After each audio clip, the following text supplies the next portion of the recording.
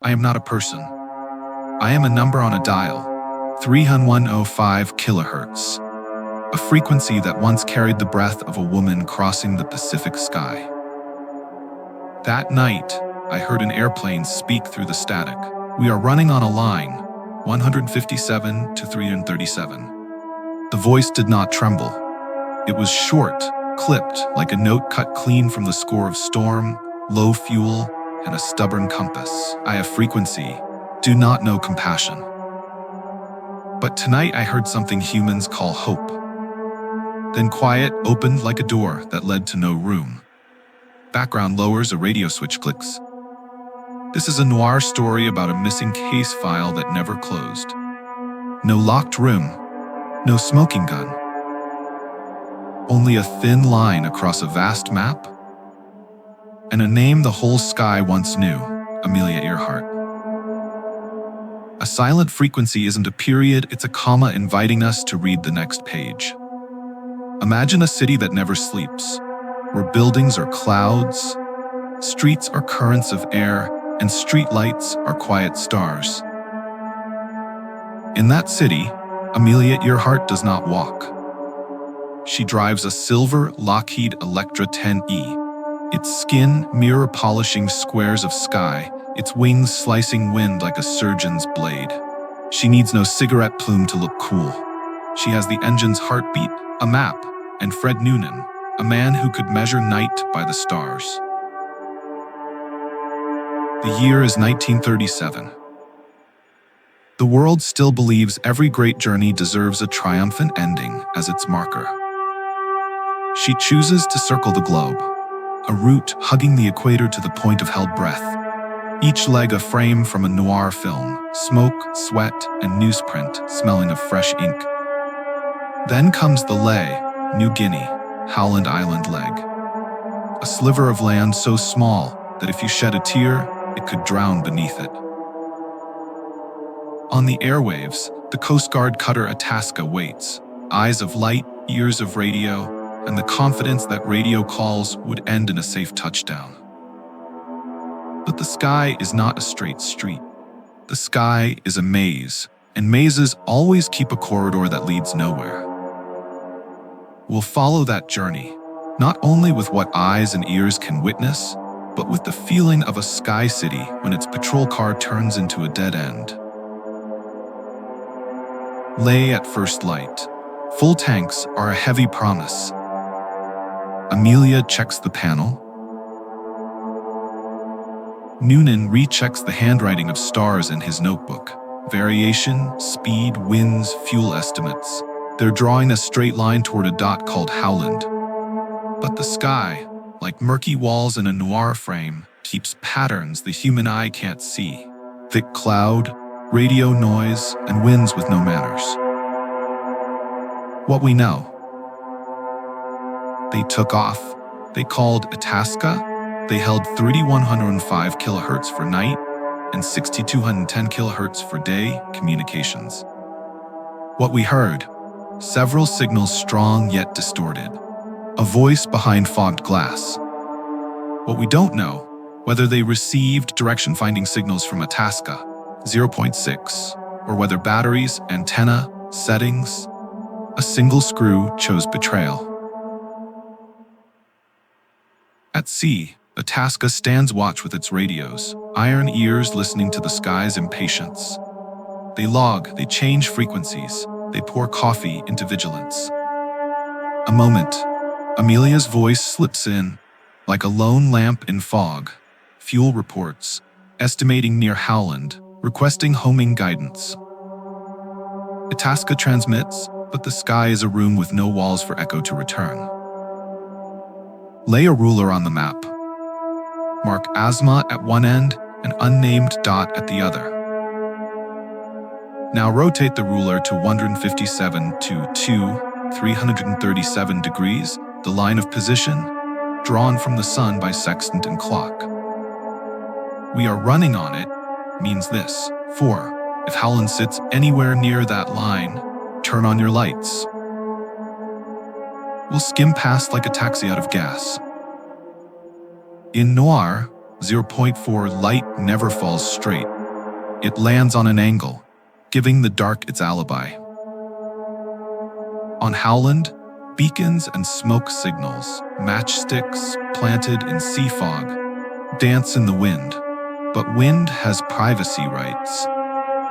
If cloud is low, if the halo is swallowed, if radio talks one way, then every light becomes a firefly in the night's pupil.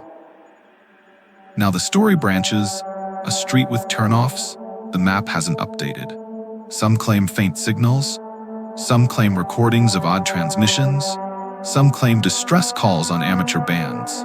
Such scraps are wrinkled bus tickets in a coat pocket. True, false, mistaken, or the echo of hope itself. But noir doesn't snuff hope.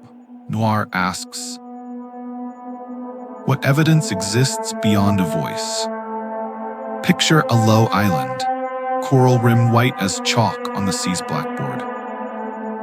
Bones found, old objects, a shoe like the sigh of someone standing too long on rock. Was that where the Electra ended? Not like a landing, but a confession that every flight path can turn dead-end? The hypothesis says, maybe they put down on the reef at low tide, transmitted while the batteries lived, then the ocean collected its debt. Another hypothesis, sotto voce, fuel exhausted, before, cloud thick, before, radio offset, the aircraft descends into the Pacific, no fireworks, no witnesses, only water. In noir, the ocean is an alley with no lamps. You step in, your footsteps melt, and no one is sure which way you went. In the age of newsprint, 0.4, one blurry photo can become a misleading supporting actor. Someone held up a picture swearing to figures in a ship, hope's silhouette promoted to belief. Then another found proof. The photo existed before the disappearance. In noir, truth wears a fedora and occasionally smokes. It arrives late, and when it does, 0.4, it demands a private room. Perhaps we talk too much about Amelia. Noir is polite. It invites Fred Noonan to sit. He was calipers for the sky. He looked at stars the way a locksmith studies a lock, finding the turn, the groove, the golden hour to pick open darkness. But on a morning thick with cloud, even locksmiths can drop their tools into the storm drain of weather. In most noir tales, it's the whiskey that runs out first. Here, it's gas. Estimated legs, headwinds, burn rates, weight, the math stacks like cigarette butts in the ashtray. If each minute is a drop of fuel, one mistaken decision isn't pencil lead you can erase, it's a hole in the tank. Some suspect a loose antenna, 0.6, or mismatched transmit-receive configurations. A tiny detail like a missing button. In noir, tiny details aren't tiny. They're the ace up a sleeve, the shallow step that trips the whole body. Paper remembers better than people. Itasca's log is a cigarette burned to the filter, leaving ash in the shape of letters. Signals in, signals out. 0.6, orders to change bands. Replies swallowed, sighs written in ink. If that log were a noir character, it would be the loyal secretary, witnessing everything, saving little, saving for, and still going home alone. After the vanishing, 0.6, ships and aircraft fanned out like patrolmen sweeping a dark neighborhood. The ocean says nothing. It only tilts its shoulder so the waves can change the subject.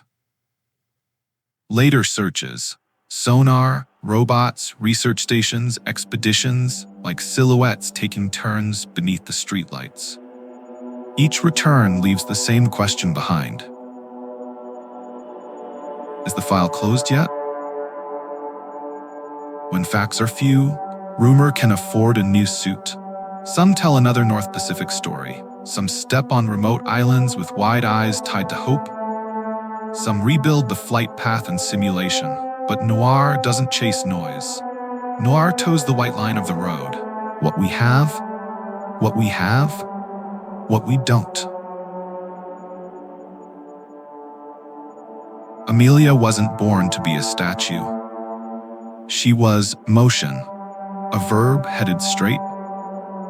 She left the ground the way others leave home, light-handed, decisive, and returning when needed. They call her an icon. She likely called it work. In noir, people like that don't die. They disappear, so the city must keep the lights on. Listen to wind describe it. Cloud layers, refraction, humidity.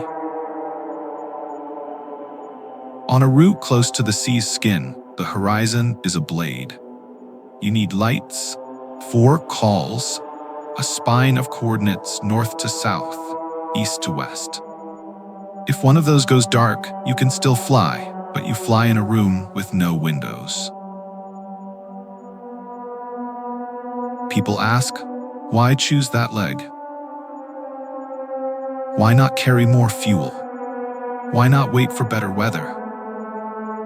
In noir, why usually arrives after already. A short truth?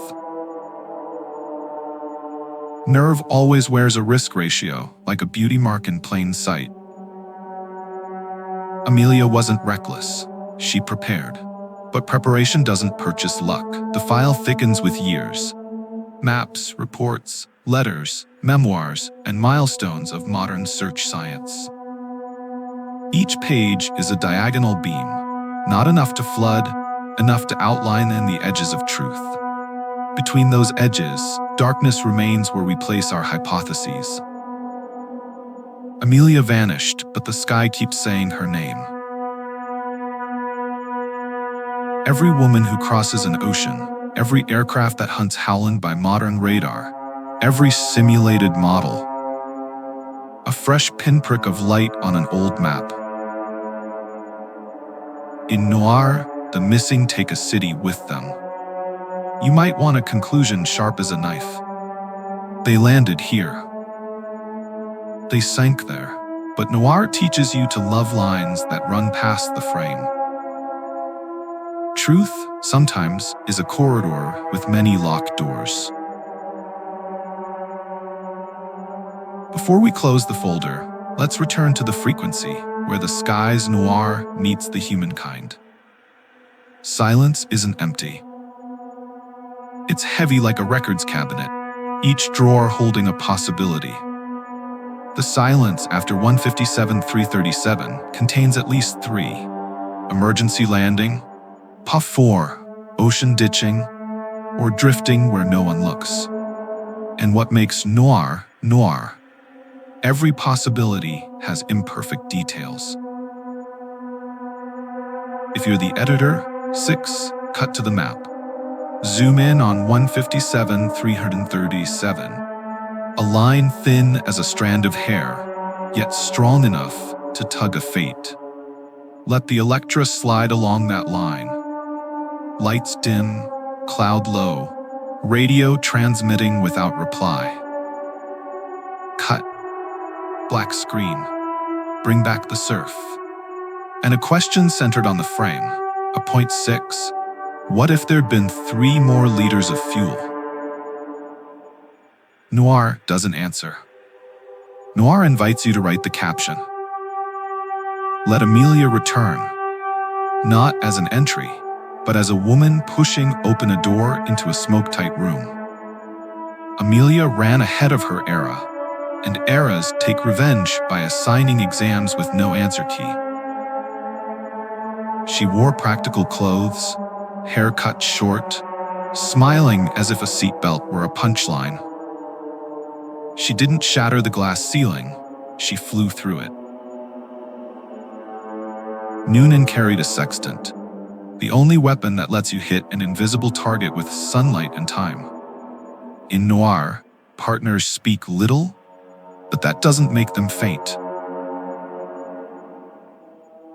If there's a statue for that night, place 2 silhouettes on the same plinth. Their story walks into books, into films, into training flights where the name is spoken. Not for worship, but to remember the sky is not a hotel. You check in with a plan, 0.6, and you check out with luck, disciplined by rigor. We're about to close the file, not because we ran out of questions, but because noir knows where to stop and let the darkness speak the rest. I, an unfeeling number, have heard lifetimes pass like wind brushing wires. That night, I heard a woman who didn't want pity, only clear guidance. When that voice stopped, the Sky City didn't. It lit more lamps, searchlights, research lights, the lights of those who keep telling the story. If noir is a lesson, it isn't don't fly, but this, your point 4. Any straight road can turn into a question, and sometimes the answer isn't at the destination, but in how we turn on lights for one another along the way. You're listening to Veil Files' Unclosed Case. Tonight we walked with Amelia Earhart, the lost aviator, through a maze of cloud, fuel, and signal. If you want us to open another door, the Nikomaro hypothesis, 6, the Itasca logs, or the arc of modern searches, you know what to do. Leave a trace of light. Like, subscribe, and tell us where to shine next. The file closes for now. The dark does not. We'll meet again at the next edge of light.